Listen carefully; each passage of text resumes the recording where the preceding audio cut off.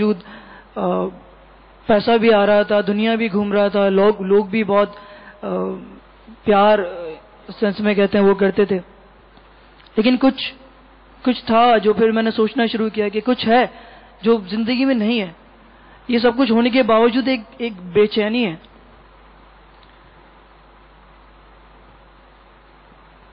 پھر جب الحمدللہ نمازوں کی پابندی کا ذہن بنا، درس میں شرکت کی سعادت حاصل ہوتی رہی، پھر میں یہ سوچتا تھا اگر میں دوبارہ چلا جاؤں گا تو کیسے پھر درس میں بیٹھ سکوں گا یا اس طرح. لیکن الحمدللہ وہ درس کنٹینیو رہا.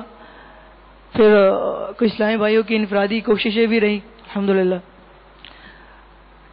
جس کے نتیجے میں ایک دن جب پھر میں نے الحمدللہ جب میں نے اپنی موت دیکھی، اس وقت مجھے احساس ہوا کہ میں کیا کر رہا ہوں.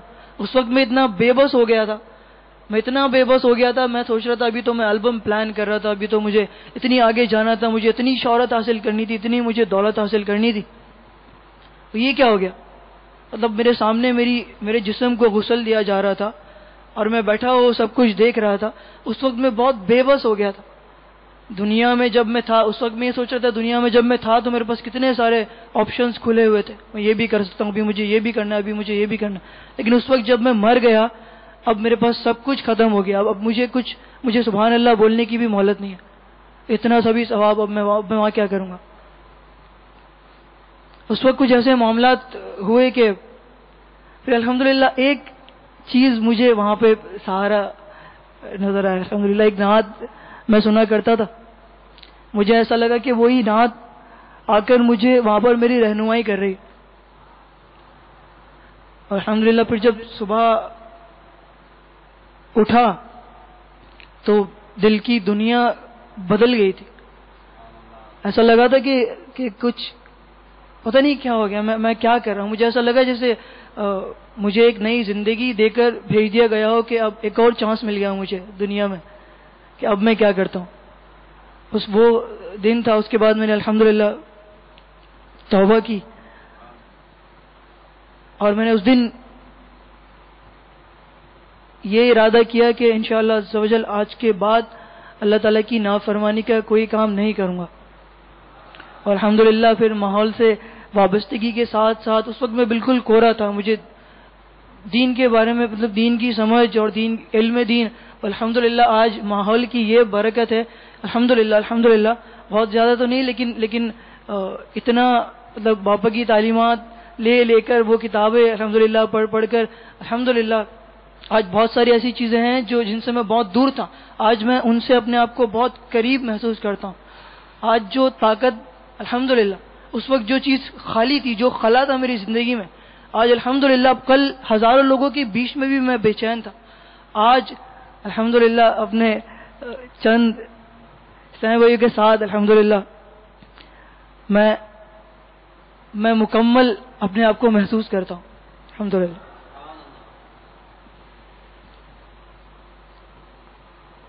اب بس آپ سب لوگ میرے لیے دعا کیجیے کہ اللہ تعالیٰ مجھے استقامت عطا فرمائے، باپا کی غلامی میں ہماری زندگی گزر جائے.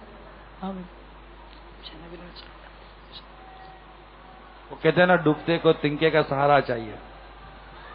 آپ کو ایک ایسا اشارہ مل گیا کہ جو آپ کو کہاں کے کہاں لے کر پہنچا گیا. الحمدللہ. اللہ تعالیٰ استقامت عطا فرمائے. پیارے حبیب صلی اللہ علیہ وسلم. بخشے. جب تک بکے نہ تھے تو کوئی پوچھتا نہ تھا،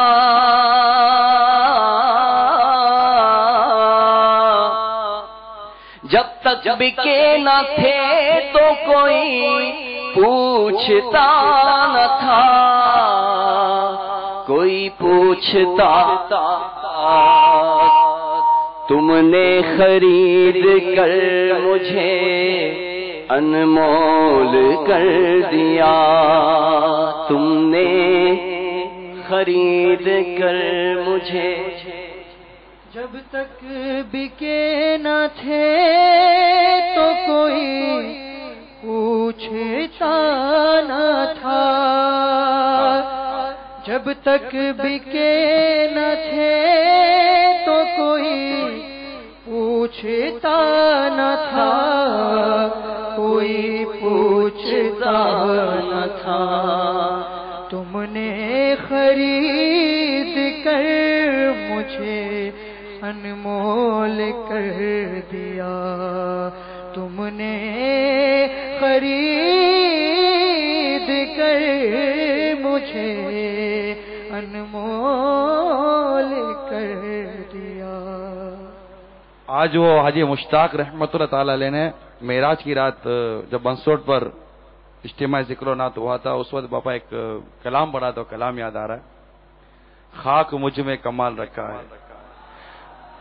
خاک مجھ میں کمال رکھا ہے، خاک مجھ میں کمال رکھا ہے، مصطفیٰ نے سنبھال رکھا ہے، مصطفیٰ نے سنبھال رکھا ہے۔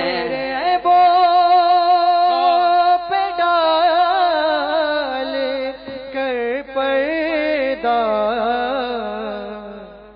میرے عیبوں پہ ڈال کر پردہ، مجھ کو اچھوں میں ڈال رکھا ہے، مجھ کو اچھوں میں ڈال رکھا ہے۔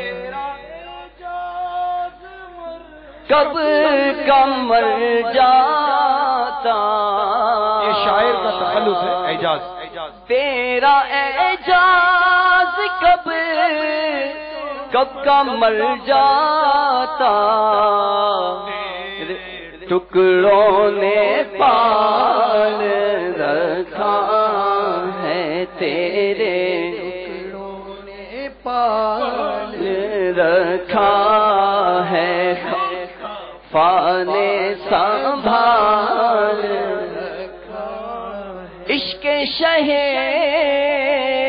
بطحا سے پہلے مفلس و خستہ حال تھا میں،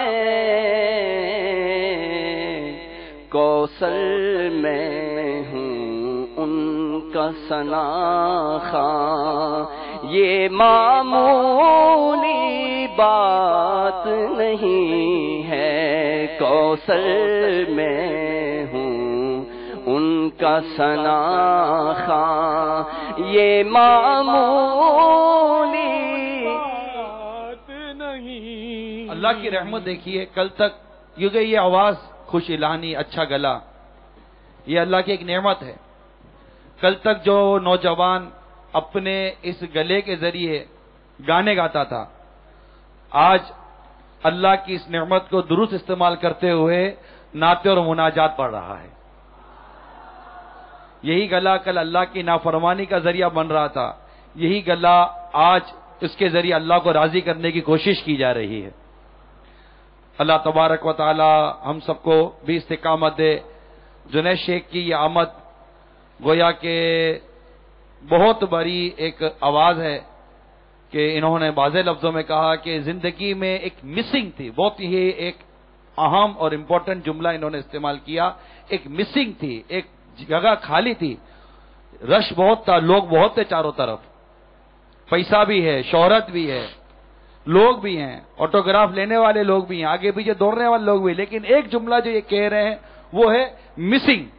ایک چیز مس تھی، ایک چیز کی کمی تھی، اور واقعی یہ وہ مسنگ ہوتی ہے جو انسان ڈھونڈتا ہے، جو اس کی پوری زندگی کا قرار ثابت ہوتی ہے، سکون ثابت ہوتی ہے، اپنی زندگی کو ادھورا محسوس کر رہا ہوتا ہے کہ سب کچھ ہے لیکن کچھ نہیں ہے، جس کی وجہ سے میں ادھورا ہوں۔ الحمدللہ دعوت اسلامی کے مدی ماحول نے ان کا نہ صرف ادھورا پن پورا کیا بلکہ ان کو پورا بنا دیا ہے، پورا بنا دیا، اور گویا کہ اس مقصد کی طرف لے آئے کہ ہمارا مقصد اللہ کی عبادت کرنا ہے، اللہ کو راضی کرنا ہے۔ یہ موسیقی، گانے باجے، یہ ہمارا راستہ نہیں، ہمارا راستہ اللہ اور اس کے رسول کو راضی کرنا ہے۔ جبھی تو کسی نے کہا ہے تھا جس کا کام پہلے الٹے الٹے گانے گانا تھا،